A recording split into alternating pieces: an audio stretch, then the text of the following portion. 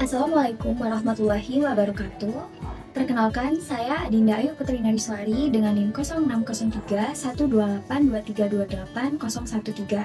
dari Program Studi Pendidikan Ekonomi. Pada kesempatan kali ini, saya akan menyampaikan sebuah vlog untuk memenuhi tugas ujian akhir semester mata kuliah pembelajaran ekonomi digital yang diampu oleh Bapak Deskoni SPD MPD dan Ibu Dewi Pratita SPD MPD. Di dalam vlog ini, saya akan membahas mengenai pemanfaatan aplikasi ZQuiz sebagai media dalam menyampaikan materi pembelajaran ekonomi. Untuk itu, langsung saja kita mulai pembahasannya. Sebagai pembuka, sebelum masuk ke demo penggunaan aplikasinya, saya jelaskan dulu ya secara singkat tentang ZQuiz. ZQuiz adalah platform kuis interaktif yang membantu guru membuat pembelajaran jadi lebih seru dan tidak membosankan. Aplikasi ini mirip dengan platform kuis lainnya, tetapi tampilannya lebih modern, ringan, dan punya beberapa mode permainan yang membuat kegiatan belajar terasa lebih hidup. Biasanya ZQuiz dipakai untuk membuat kuis belajar, latihan soal, evaluasi materi, atau sekedar ice breaking di kelas. Hal yang membuat ZQuiz menarik adalah kemudahannya. Siswa bisa ikut bermain hanya dengan kode game tanpa perlu install aplikasi. Guru cukup membuat kuis, membagikan kodenya, dan siswa bisa langsung menjawab dari HP atau laptop. Karena itu, ZQuiz cocok digunakan dalam pembelajaran ekonomi, terutama untuk evaluasi yang lebih fun dan interaktif. ZQuiz memiliki beberapa fitur utama, seperti pembuatan kuis dengan berbagai jenis pertanyaan. ZQuiz ini juga menyediakan laporan hasil yang menampilkan skor, waktu menjawab, dan tingkat pemahaman siswa. Dari sisi fungsi, ZQuiz digunakan untuk evaluasi, latihan soal, dan penguatan materi. Guru dapat memeriksa pemahaman siswa secara cepat dan siswa bisa mengikuti kuis bersama-sama hanya dengan memasukkan kode game. Untuk kelebihan, ZQuiz mudah digunakan, tampilannya ringan, dan tidak perlu install aplikasi. Pembuatan kuisnya juga cepat dan fleksibel. Mode permainannya membuat siswa lebih antusias. Aplikasi ini bisa digunakan di semua perangkat. Namun, ZQuiz juga memiliki kelemahan. Aplikasi ini bergantung pada koneksi internet, sehingga jika jaringan tidak stabil, siswa dapat tertinggal atau terputus. Tampilan yang menyerupai game juga bisa membuat sebagian siswa terdistraksi, dan variasi jenis soalnya juga belum sebanyak aplikasi atau platform kuis lainnya. Untuk cara menggunakannya, guru hanya perlu membuat akun, masuk ke dashboard, lalu membuat kuis baru. Setelah memilih jenis pertanyaan dan mengisi soal, kuis bisa langsung dimainkan dan guru bisa membagikan kode game kepada siswa.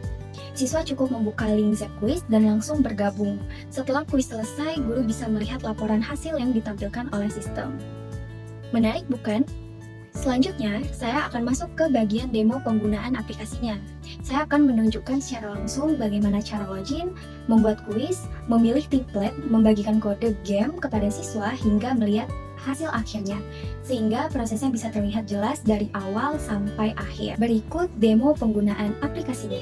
Baiklah, sekarang kita masuk ke bagian demo penggunaan aplikasinya. Pertama, kita buka dulu website ZQuiz. Kita klik yang paling atas, akan muncul seperti ini.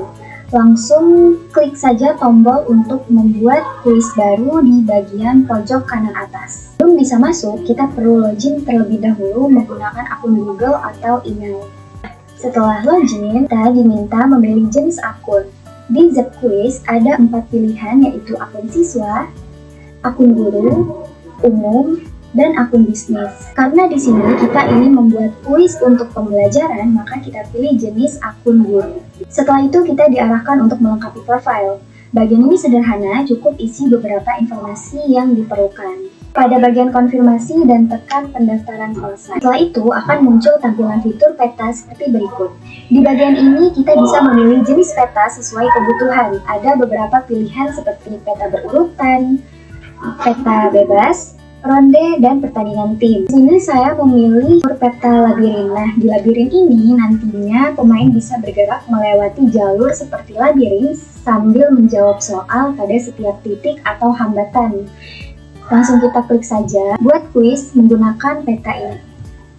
Nah, setelah kita memilih mode peta tadi, sekarang saya lanjutkan ke bagian pembuatan soalnya. Jadi setelah kita klik akan muncul tampilan untuk membuat kuis.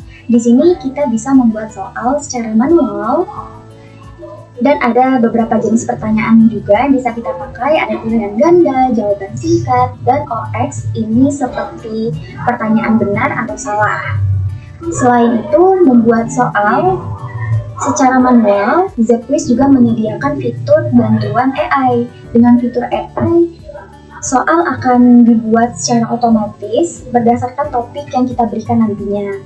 Ada dua pilihan, kita bisa mengunggah file soal yang sudah kita siapkan di sini. Unggah file, lalu disesuaikan saja. Atau kita juga bisa mengetik topik secara manual di sini menggunakan fitur AI. Di sini saya akan mencontohkan dengan fitur AI saja menggunakan topik yang kita masukkan secara manual. Contoh di sini kita akan membuat kuis dengan judul kegiatan ekonomi. Lalu klik buat pertanyaan. AI akan secara otomatis membuat soal sesuai dengan apa yang kita inginkan tadi. Setelah selesai, muncul tampilan berisi hasil pertanyaan yang sudah dibuat oleh AI sebagai berikut. Soalnya otomatis muncul sesuai pengaturan tadi, jumlahnya 10, tipe campuran lengkap dengan jawabannya. Kita klik tambah pertanyaan. Setelah itu, tampilannya berubah ke halaman pengaturan kuis. Di sini kita isi dulu judul kuisnya. Kalau semua pengaturan sudah selesai dan sesuai, kuis sudah siap digunakan. Kita tinggal klik selesai di pojok kanan atas. Sekarang kuisnya sudah selesai dibuat dan tampilannya sudah jadi. Dan ini termasuk dalam contoh penerapan dan penggunaan dalam pembelajaran. Di tahap ini, kita bisa langsung membagikan kuisnya kepada peserta didik. Ada icon bagikan, kita klik. Ada 3 cara siswa bisa masuk, yaitu menggunakan kode game, scan barcode, atau melalui link yang sudah disediakan oleh Zquiz. Kita langsung bisa nih untuk klik tombol masuk di bawah, dan setelah terbuka, tampilannya akan mengikuti template peta yang kita pilih sebelumnya. Dari sisi tampilan siswa, akan muncul notifikasi hitung mundur dari 1 sampai 5 sebelum kuis dimulai. Setelah itu mereka bisa langsung mengerjakan sambil bermain. Setiap titik atau hambatan rute yang mereka lewati akan muncul soal yang harus dijawab sebelum mereka bisa melanjutkan ke jalur berikutnya. Ini sama seperti yang tadi.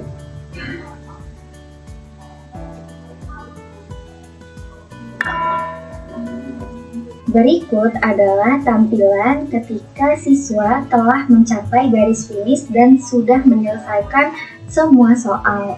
Mereka akan langsung masuk ke tampilan hasil. Di sini siswa bisa melihat soal mana saja yang salah, berapa total skor yang didapat, berapa durasi pengerjaannya, dan juga peringkat mereka dibandingkan peserta lain.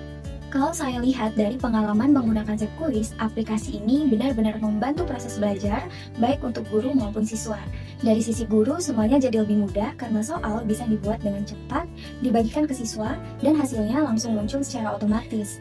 Guru juga bisa melihat data lengkap seperti siapa yang sudah paham materi, soal mana yang paling banyak salah, sampai perkembangan tiap siswa. Jadi, guru bisa langsung menilai bagian mana yang perlu diulang atau dijelaskan kembali.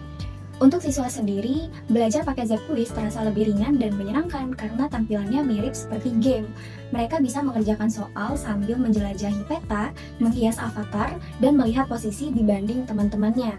Hal seperti ini membuat siswa jadi lebih semangat mengikuti pembelajaran, tidak cepat bosan, dan mereka juga bisa langsung melihat nilai serta jawaban mana yang salah.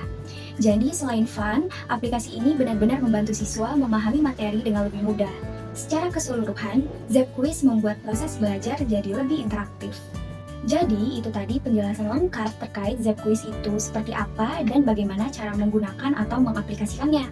Semoga penjelasan ini bisa memberi gambaran bahwa Zquiz bukan hanya membuat pembelajaran jadi lebih seru, tapi juga membantu guru dan siswa dalam memahami materi dengan cara yang lebih interaktif. Terima kasih sudah menonton dan mengikuti penjelasan saya dari awal sampai akhir. Semoga video ini bermanfaat dan bisa menjadi inspirasi dalam menerapkan media pembelajaran digital di dalam kelas. Saya akhiri, wassalamualaikum warahmatullahi wabarakatuh.